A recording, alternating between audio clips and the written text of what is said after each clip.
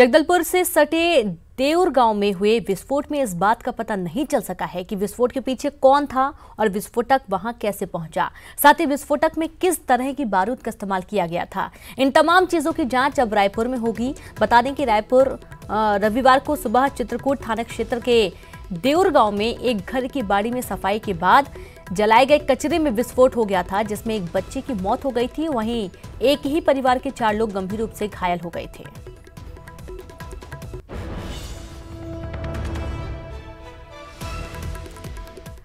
तो जगदलपुर में आज स्कूल बस और वैन में टक्कर हो गई, जिसमें 4 बच्चे घायल हो गए। वहीं कई अन्य बच्चों को भी चोट आई है। स्कूल वैन में 20 बच्चे सवार थे। बस और वैन दोनों डीपीएस स्कूल की बताई गई है। वहीं गरियाबंद में गौरघाट के पास नेशनल हाईवे पर एक तेज रफ्तार बाइक पुलिया से टकरा गई। हादसे में एक बाइक पर सवार 3 लोगों में से एक की मौत हो गई और जबकि 2 लोगों की हालत गंभीर बनी हुई है। इस साल भी गर्मियों में रायपुर की जनता को पानी के लिए टैंकरों के भरोसे रहना होगा, यानी कि इस बार भी लोगों को बूंद बूंद पानी के लिए तरसना पड़ेगा। हर साल की तरह इस बार भी रायपुर की जनता इसी तरह टैंकरों के पीछे भागती नजर आ रही है। नगर निगम के तमाम दावों के बावजूद इस बार भी एक एक बूंद पानी के लिए लोग जद्दोजहद कर रहे हैं, जबकि अभी तो गर्मी की शुरुआत ही है। और बड़े दुर्भाग्य के साथ मुझे कहना पड़ता है कि इन 4 सालों में इन्होंने पानी की व्यवस्था के लिए कोई समुचित कार्ययोजना नहीं बना पाए, जिसके कारण आज शहर में गर्मी आते ही जो है विकराल समस्या वार्डों में व्याप्त हो गया है। टंकियां इनकी भर नहीं रही है और लोग जो है पानी के लिए परेशान हो रहे हैं। रायपुर की जनता को 50 सालों तक पीने के पानी के लिए भटकना न पड़े, इसको लेकर साल 2007 में 303 करोड़ की लागत से 17 पानी टंकियों का निर्माण शुरू हुआ था, जिन्हें पाइपलाइन से जोड़ने की योजना थी। साल 2010 तक पानी की टंकियां तैयार कर ली गई। 150 MLD का फिल्टर प्लांट भी बन गया, लेकिन इन टंकियों से डिस्ट्रीब्यूशन लाइन बिछाने की प्रक्रिया साल 2012 से चल रही है, जो अब तक पूरी नहीं हुई। महापौर की माने तो पिछले साल शहर में 15 से 20 हजार मीटर की पाइपलाइन बिछाई गई है। जो वार्डों में जो पेयजल की समस्या जहाँ है, वहाँ काफ़ी जगहों पर हमने पिछले साल पाइपलाइन डाली है।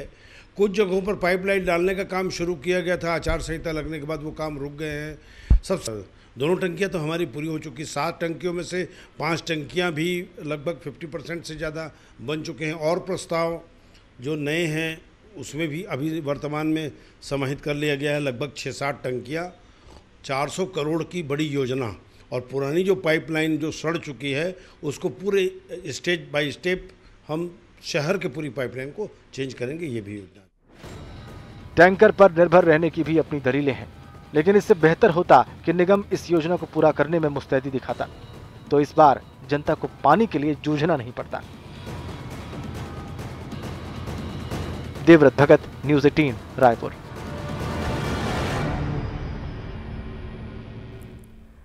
और रायपुर से खबर, जहां कांग्रेस अल्पसंख्यक प्रकोष्ठ की बैठक संपन्न हुई है। लोकसभा चुनाव को लेकर बैठक में रणनीति तय की गई।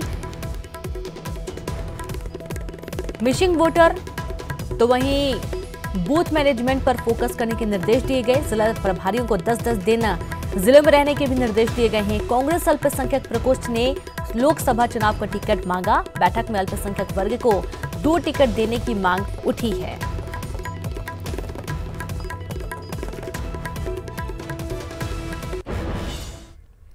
राजनांदगांव में इस गर्मी में भी शहर के ऊपरी वार्डों में पानी के लिए अभी से हाहाकार मचा हुआ है।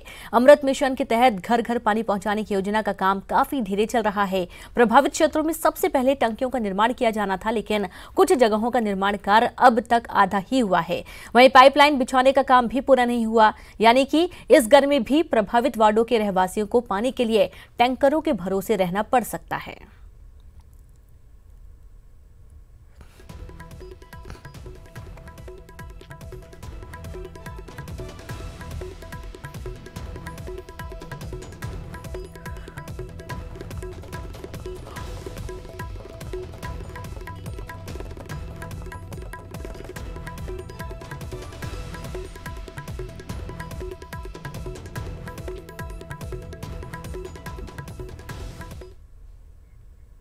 छत्तीसगढ़ के ऐतिहासिक शिवरी नारायण मेला राजनीतिक इच्छा शक्ति की कमी और सांस्कृतिक नजरअंदाजी की वजह से विलुप्त होता जा रहा है। देखिए एक रिपोर्ट।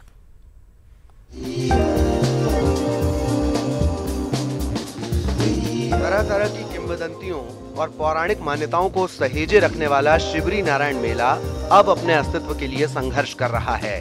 श्री पुरुषोत्तम और श्री नारायण क्षेत्र कहे जाने वाले जिस स्थान पर प्रभु श्री राम ने शबरी के झूठे बेर खाए, वहाँ के लोगों की मान्यता है कि आज भी भगवान जगन्नाथ यहाँ विराजते हैं, मगर ऐसे स्थान की उपेक्षा उन्हें निराश करती है।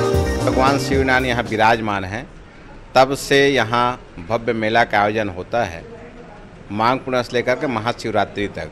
लेकिन उसके बाद फिर धीरे धीरे शासन का दृष्टि शिवनारायण की तरफ उतनी अच्छी नहीं रही। शिवरी नारायण मेले को लेकर सरकार बदलने के साथ साथ हमेशा से सरकारों का नजरिया भी बदलता रहा। यही वजह है कि आज भी 15 दिनों तक चलने वाले मेले में दूर दराज के लोग यहाँ आते हैं। जगन्नाथपुरी उनका एक महत्वपूर्ण पड़ाव यहाँ रहा है।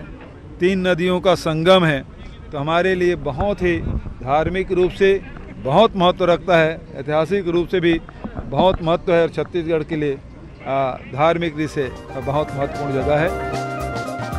एक दौर हुआ करता था जब यही मेला व्यापार का केंद्र भी माना जाता था, जो धीरे धीरे समाप्ति की कगार पर है। अब ये देखने वाली बात होगी कि क्या ये मेला वापस अपने मूल स्वरूप में आ पाएगा या राजनीतिक उपेक्षा इसे इतिहास के पन्नों में दर्ज करा देगी। जांजगीर से रोहित शुक्ला के साथ युगल तिवारी, न्यूज़ 18 रायपुर।